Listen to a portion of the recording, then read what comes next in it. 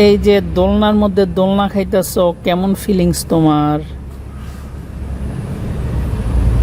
ভালোই, তবে এটা হচ্ছে বেশি ন্যাচা।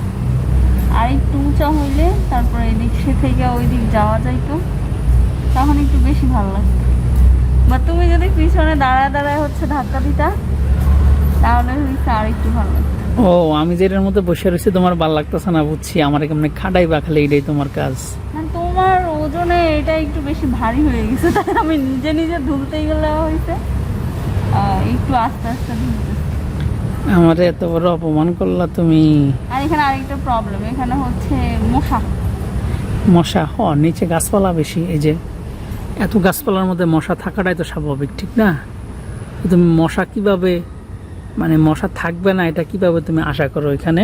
না, এখানে তো সবসময় হচ্ছে ওই যে ফগি এগুলো দেওয়া হয়, তো আমার মনে হয় ওই যে বৃষ্টির কারণে এখন হয়ে গেছে আর কি, ওইটার যে রিয়াকশন বা অ্যাকশান ওইগুলো চলে গেছে।